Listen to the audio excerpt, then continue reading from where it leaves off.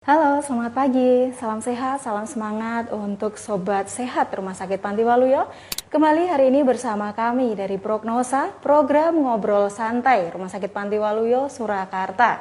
Dan bersama saya, Wulan, yang akan memandu acara ini.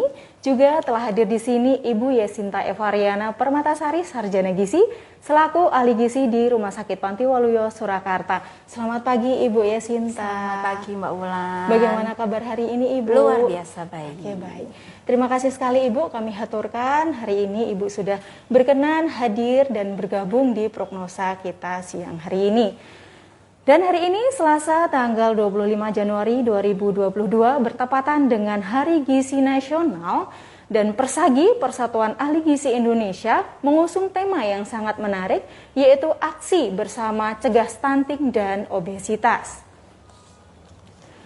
Perlu kami informasikan kepada Sobat Sehat Rumah Sakit Panti Waluyo bahwa Sobat Sehat tidak perlu takut untuk mendapatkan pelayanan kesehatan di rumah sakit ini, karena rumah sakit ini sudah melaksanakan protokol kesehatan yang ketat di lingkungan rumah sakit. Juga karyawan dan semua tenaga kesehatan di rumah sakit ini sudah mendapatkan vaksin COVID-19 dosis yang ketiga. Jadi jangan ragu lagi apabila Sobat Sehat ingin mendapatkan pelayanan kesehatan di Rumah Sakit Panti Waluyo, Surakarta. Perlu kami ingatkan juga kepada Sobat Sehat, meskipun kita sudah mendapatkan vaksin COVID-19, namun agar kita tetap mematuhi dan melakukan protokol kesehatan sesuai dengan 5M, yaitu memakai masker, mencuci tangan, menjaga jarak, menjauhi kerumunan, dan mengurangi mobilitas. Pengumuman penting juga akan kami sampaikan, yaitu mulai tanggal 1 Desember 2021, Rumah Sakit Panti Waluyo sudah bekerja sama dengan BPJS Kesehatan dan menjadi pusat layanan kecelakaan kerja, bekerja sama dengan BPJS Ketenagakerjaan. Bagi Sobat setia, bagi Sobat Sehat yang hari ini tidak bisa ikut live acara Prognosa ini, bisa langsung mengunjungi di IGTV kami di @rspantiwaluyo_Surakarta atau kunjungi di YouTube channel kami RS Panti Waluyo. Jangan lupa like, share, dan subscribe. Baik, kita akan masuk materi kita siang hari ini, yaitu tentang aksi bersama mencegah stunting dan obesitas. Oke, baik Ibu, stunting ini sering sekali kita dengar ya di masyarakat, dan pemerintah juga banyak sekali mengadakan program-program untuk mencegah stunting. Nah, mungkin ada juga beberapa masyarakat yang masih belum sepenuhnya paham apa sih itu sebenarnya stunting gitu Ibu. Oh, iya. Mohon dijelaskan. Iya, stunting itu adalah sebenarnya gagal tumbuh pada anak gitu. Jadi kita lihat mungkin anak kita kok lebih pendek dari anak seumurannya gitu. Temannya kok tinggi-tinggi, anakku kok pendek, berarti kita harus waspada, berarti itu jangan-jangan stunting gitu. Jadi ya kita perlu konsultasi mungkin ke ahli gizi atau ke dokter, misalnya ada penyakit penyerta, kenapa sih anakku bisa stunting, apa memang karena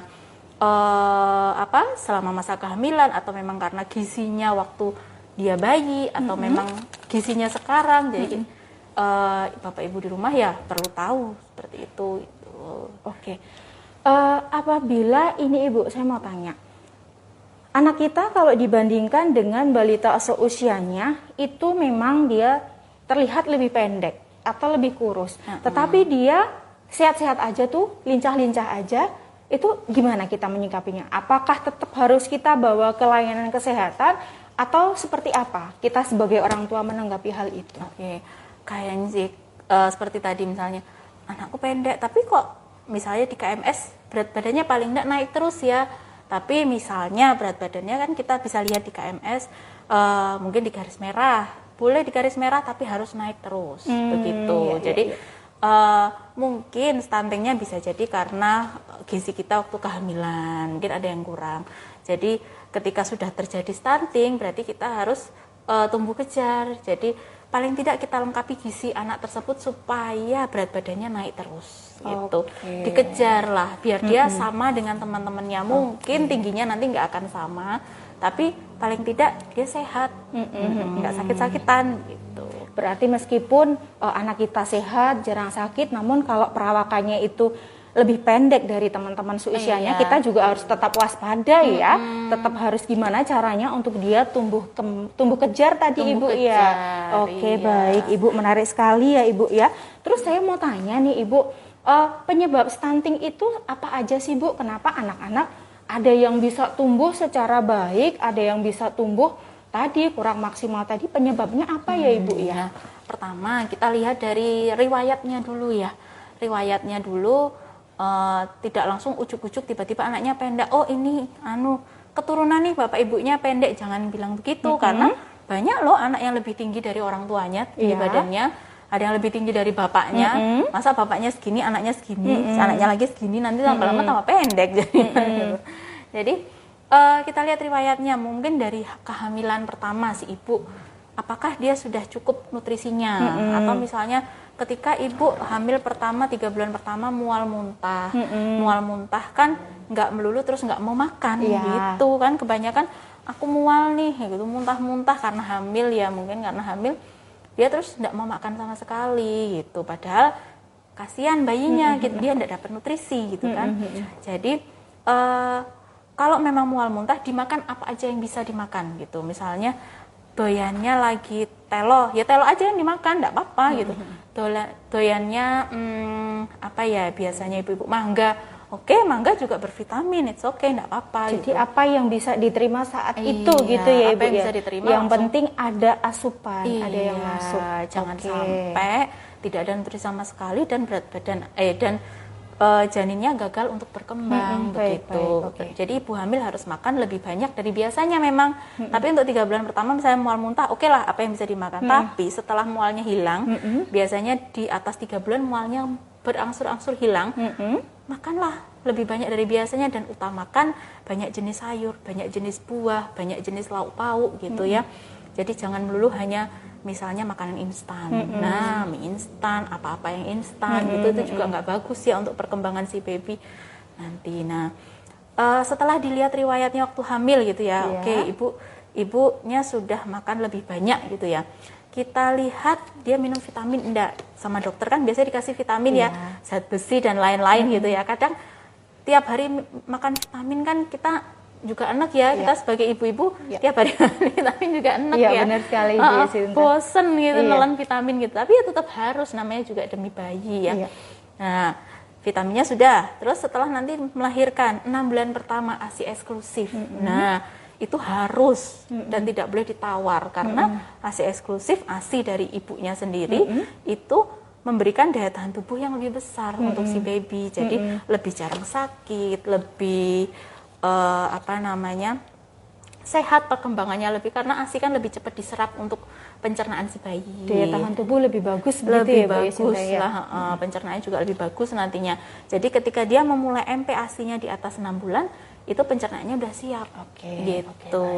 Nah, setelah 6 bulan pertama, kita lihat lagi selanjutnya. Nah, MPASI-nya gimana gitu. Kadang ada anak yang masih belum mau makan, jadi setiap makan muntah, akhirnya si ibu takut ngasih makan, itu juga ada. Nah, berarti ya kita perlu perhatikan MPASI-nya. Nah, itu nanti berlanjut terus. Nah, itu namanya pencegahan stunting. Jadi harus dilihat riwayatnya dari nah, tinggal putusnya di mana. Nanti kalau misalnya putusnya ternyata di anak waktu itu enggak doyan makan misalnya, waktu 6 bulan enggak doyan makan, berarti kita kejar di situ. Gitu. Berarti bisa saya simpulkan bahwa si ibu ini harus kreatif ya, harus kreatif, dia bertanggung jawab penuh ketika si calon bayi masih di dalam kandungan sampai dia keluar jadi bayi, terus ASI, kemudian MPASI. Ketika si bayi yang sudah menerima MPASI ini tidak gitu suka atau tidak doyan atau bahkan dimuntahkan, itu si ibu juga harus kreatif nih, sobat mikir lagi nanti. Iya, sobat sehat. Bagaimana caranya atau apa yang bisa dicoba dimasukkan ke dalam si MPASI si bayi itu. Oke, baik Ibu Yasinta. Ini ada pertanyaan dari @kedainya Mbok D. Stunting dan obesitas, apakah ada faktor keturunan ini Bu Yasinta? Oke. Faktor keturunan itu pertama stunting ya. Stunting itu ada faktor genetik yang masuk di situ. Oh, gitu. Tapi nggak melulu faktor genetik itu berpengaruh besar gitu. Jadi bisa kita kejar tadi kan. Memang bapak ibunya mungkin dulunya termasuk stunting ya, bapaknya pendek, ibunya pendek. Tapi kalau anaknya bisa dikejar, nanti anaknya bisa lebih tinggi dari bapaknya gitu. Lebih tinggi dikit nggak apa-apa, berarti kan sudah kemajuan ya. Nanti kalau punya cucu lagi dikejar lagi. Jadi faktor genetik memang pengaruh, tapi tidak melulu itu yang disalahkan gitu. Obesitas juga, obesitas ketika bapak ibunya gemuk, anak bisa juga gemuk. Tapi nggak selalu seperti itu. Ada loh ibunya obesitas tapi anaknya kecil kan juga ada. Gitu. Jadi bisa jadi karena pola makan, karena bapak ibunya pola makannya juga tidak sehat misalnya, jadi mengakibatkan mereka obesitas. Akhirnya pola makan itu diturunkan kepada anaknya, jadi anaknya ikut juga obesitas gitu. Bisa jadi seperti itu.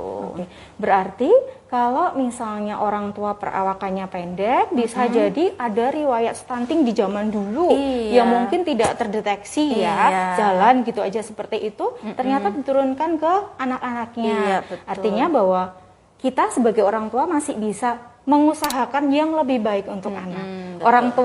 Orang tua perawakan pendek tidak harus kan anaknya ikut pendek gitu ya. Orang tua perawakannya obes atau badannya berat badan lebih, tidak harus anaknya juga ikut seperti itu. Kalau masih bisa dilakukan untuk anak yang lebih baik, kenapa enggak? Gitu ya Bu Yasinta. Oke, baik. Ini ada pertanyaan lagi nih Bu Yasinta dari @arindawedinia. Pertanyaannya, kalau anak dikatakan stunting, apakah pengaruh pada kecerdasan? Bagaimana ini Bu Yasinta? Kalau kecerdasan, kalau dia gizinya baik, itu sebenarnya tidak berpengaruh pada kecerdasan ya. Kecuali memang dia gizi buruk, kan. Kalau stunting kan kekurangan gizi jangka panjang, mulai dari ibunya hamil dan lain-lain. Nah, kalau gizi buruk, kurang gizi, namanya anak lapar, itu pasti pengaruh lah ke kecerdasan gitu. Tapi kalau dia gizinya bisa dikejar, pintar juga kok gitu. Jadi tidak melulu langsung berpengaruh banget. Tergantung rangsangan dari orang tua juga ya Ibu ya. Tergantung dari lingkungan juga gitu. Oke, baik. Ini Ibu, kemarin saya ada informasi bahwa bakteri baik dalam produk yogurt atau minuman susu fermentasi itu mengandung bakteri baik yang bisa membantu mencegah stunting. Ada jurnal yang mengatakan seperti itu.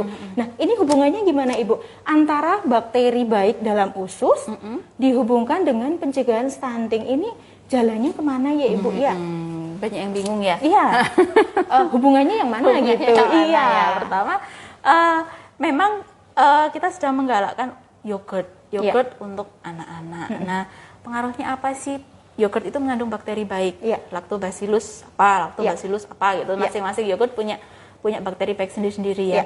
Dan bakteri baik ini sangat baik di usus. Dia melawan bakteri jahat. Jadi segala macam virus dan lain-lain itu kan kebanyakan ada di usus kita. Jadi apa yang anak-anak makan kan kadang kita nggak tahu itu ada bakteri jahatnya atau enggak gitu ya. Gitu. Jadi di usus nanti dia dilawan oleh bakteri baik. Nah, kalau sudah dilawan bakteri baik, bakteri jahatnya mati, kalah gitu ya. Kalah nih perang nih ya. Perang kalah gitu kan.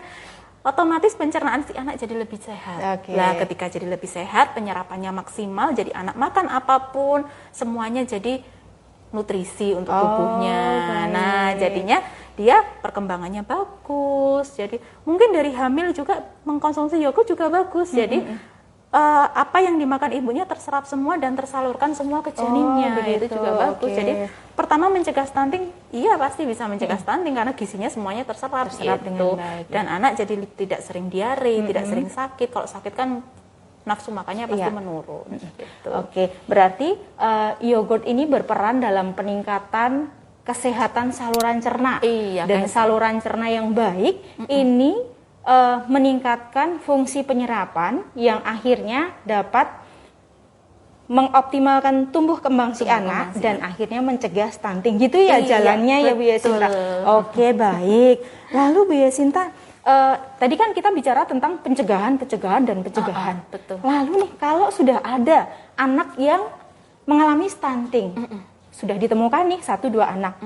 Langkah apa sih yang kita bisa lakukan untuk menolong si anak supaya kedepannya anak bisa tumbuh dan berkembang dengan lebih baik? Oke, sudah terlanjur ya? Iya, sudah terlanjur. Gimana nih Bu? Sudah terlanjur ya gitu. Kita taunya sekarang, dulu nggak tahu gitu. Terus gimana itu nolong si anak itu? Pertama kita awasi perkembangan si anak aja. Dia berat badannya naik terus atau enggak seperti disampaikan di awal tadi ya.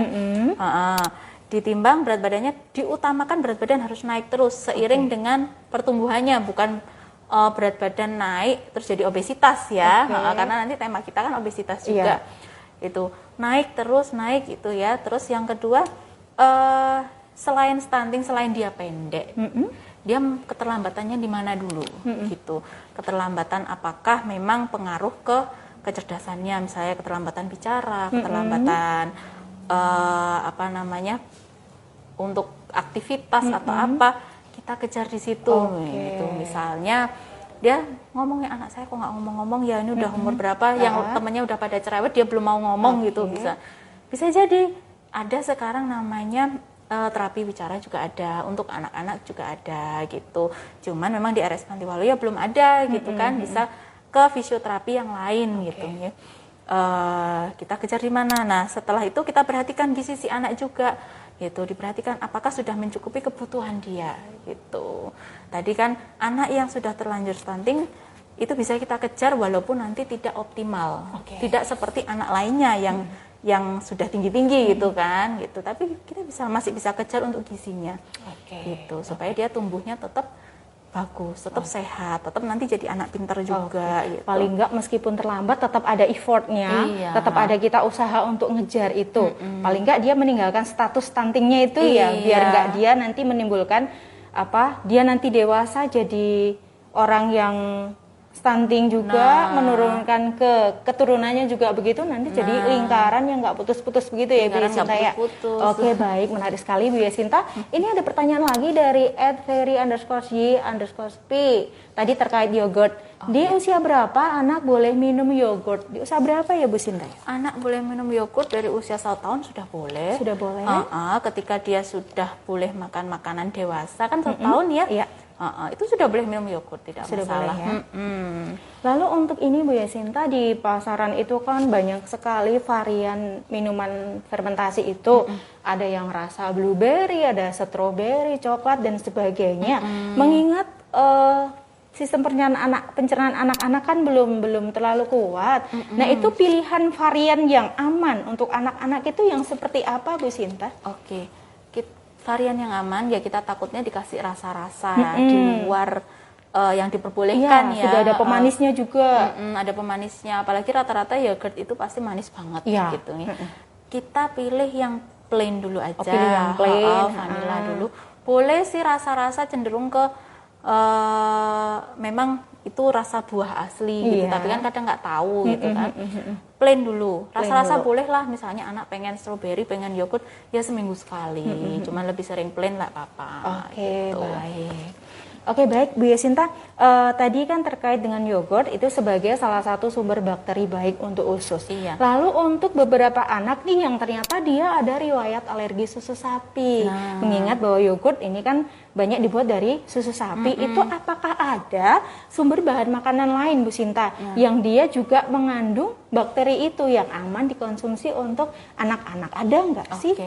Bakteri baik itu nggak melulu dari yogurt. Memang di usus kita sudah ada bakteri baik sebenarnya, cuman tinggal kita kasih makan aja bakterinya. Nah, makanan bakteri baik di usus itu apa? Kebanyakan makanan bakteri baik di usus adalah vitamin B. Nah, vitamin B ini bisa terkandung di serealia atau kacang-kacangan. Jadi serealia itu misalnya beras itu termasuk serealia, jagung termasuk serealia,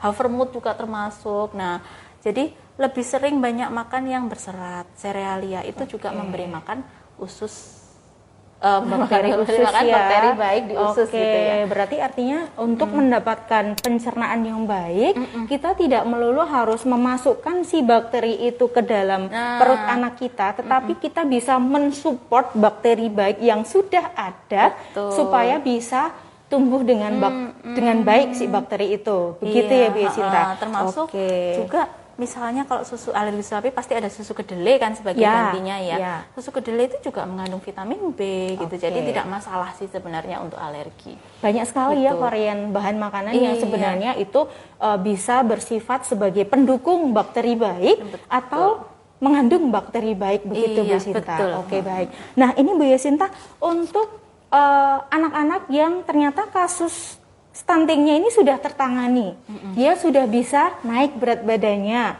ketertinggalan beberapa fungsi perkembangan dia sudah ditangani dengan baik, tapi ternyata si anak keterusan makannya.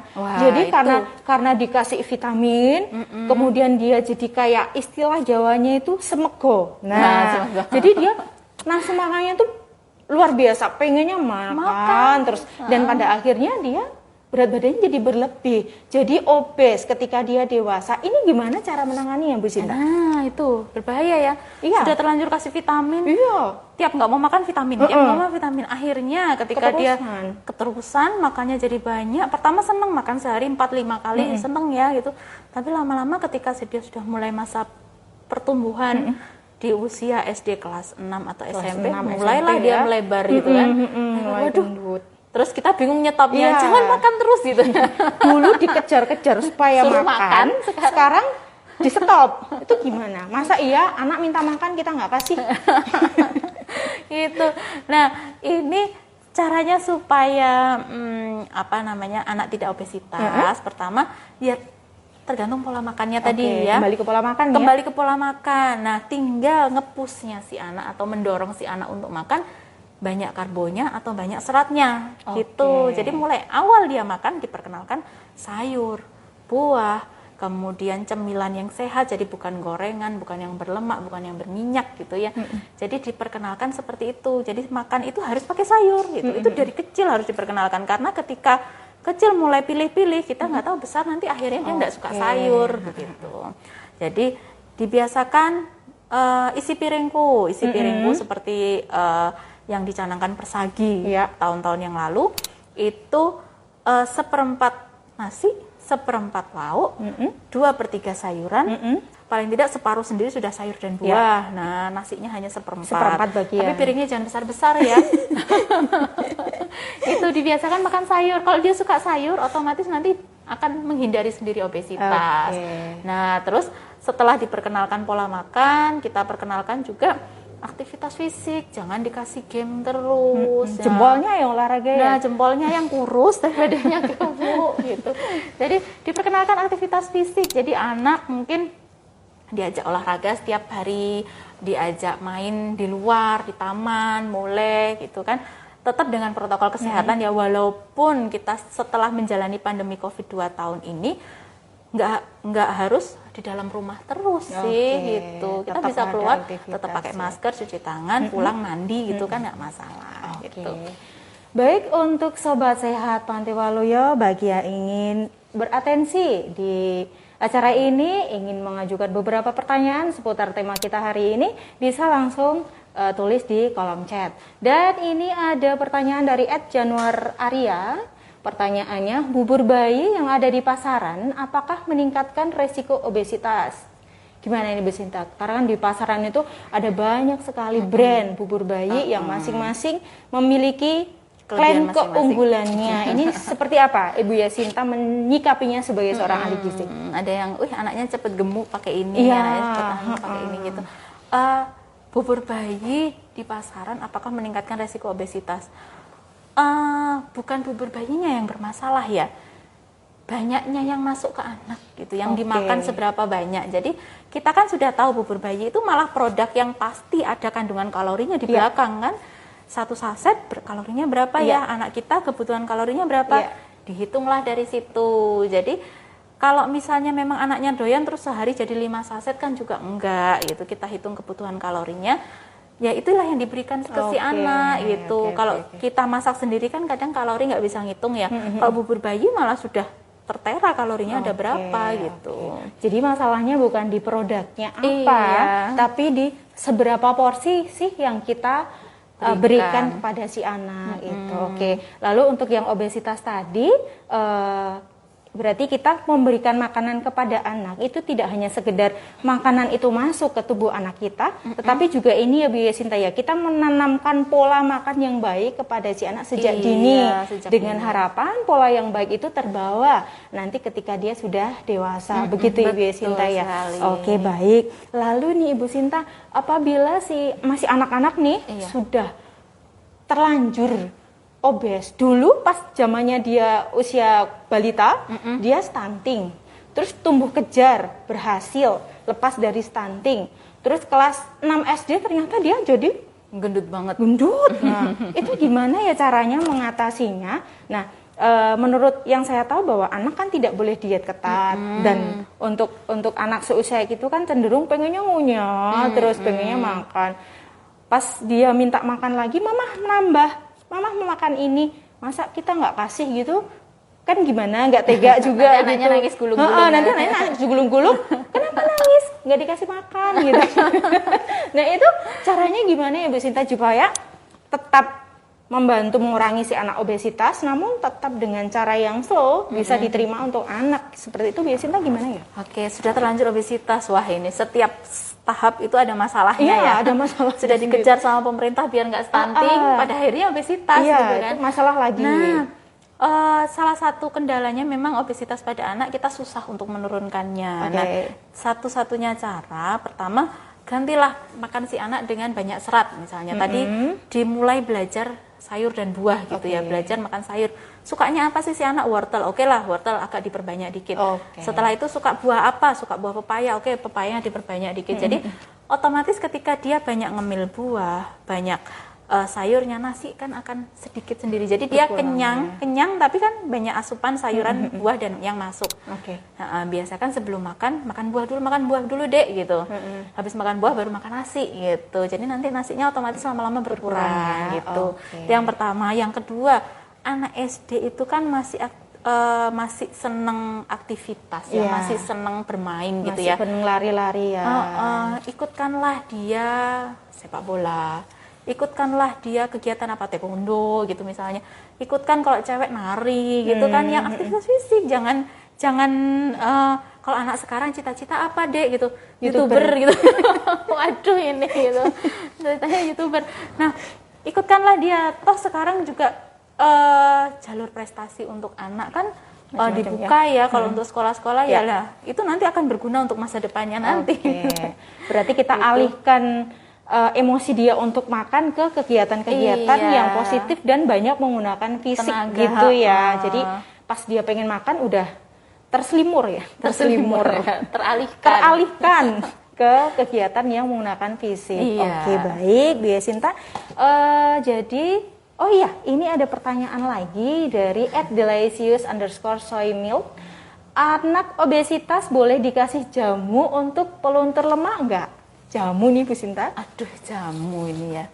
Kalau untuk anak sebaiknya sih bukan jamu ya, peluntur lemak. Tadi kan solusinya bisa buah dan sayur, terus aktivitas ya. Kalau jamu untuk anak-anak mungkin enggak dulu ya. Iya, apalagi jamu peluntur lemak itu kebanyakan ya kita nggak tahu kandungannya ya kalau beli-beli gitu ya.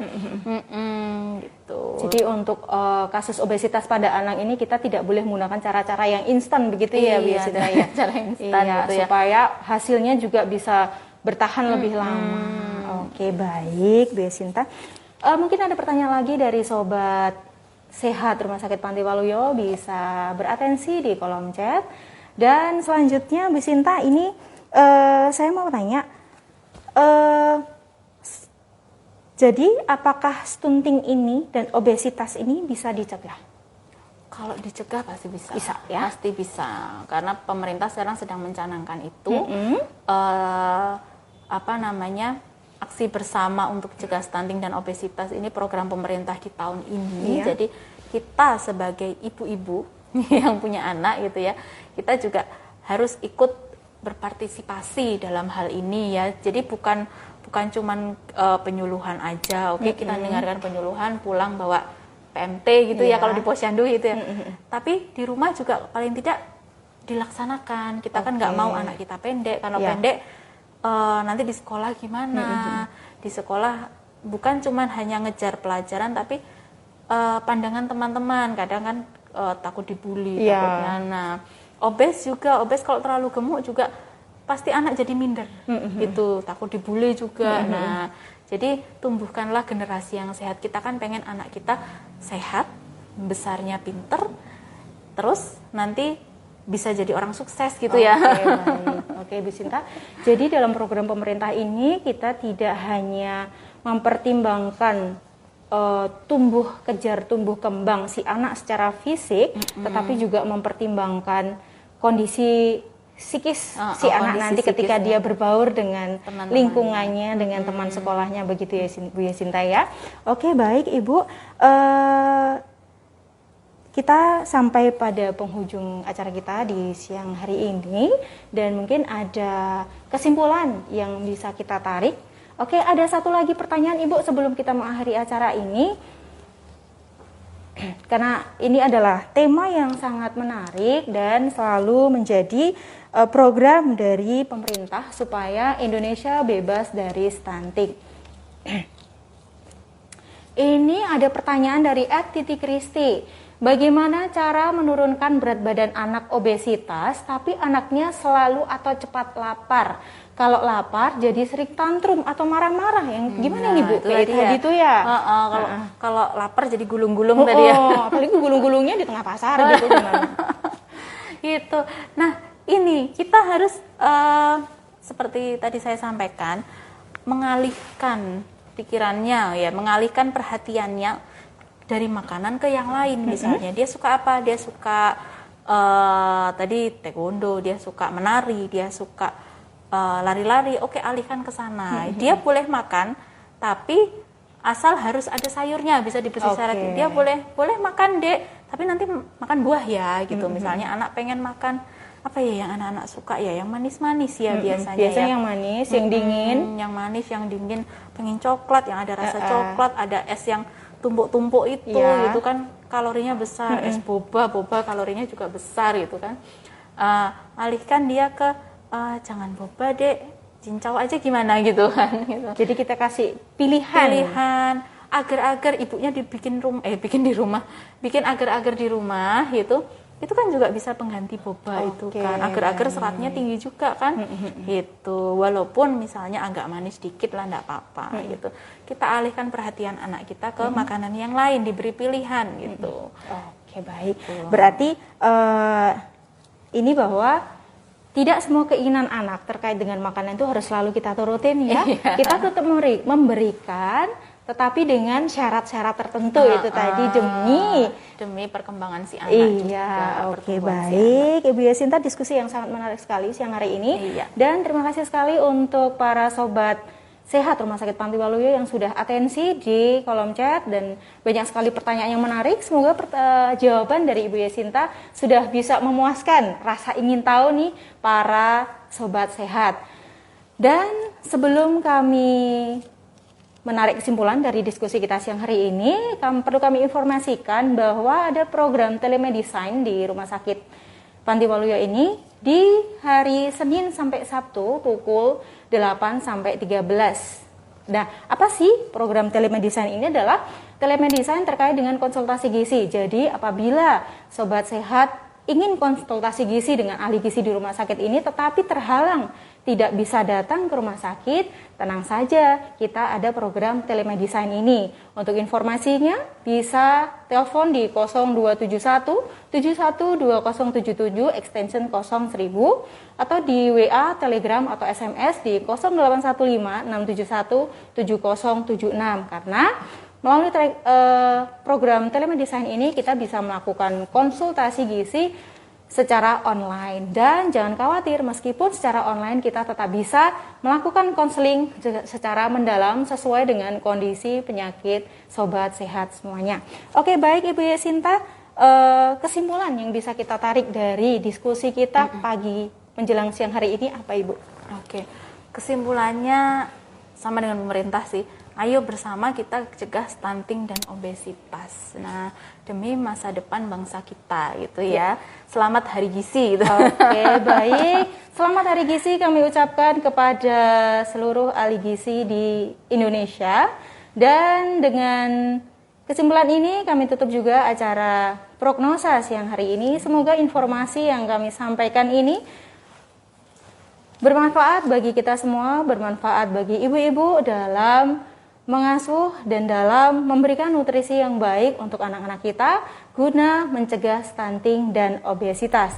Terima kasih, selamat siang, salam sehat, bye-bye.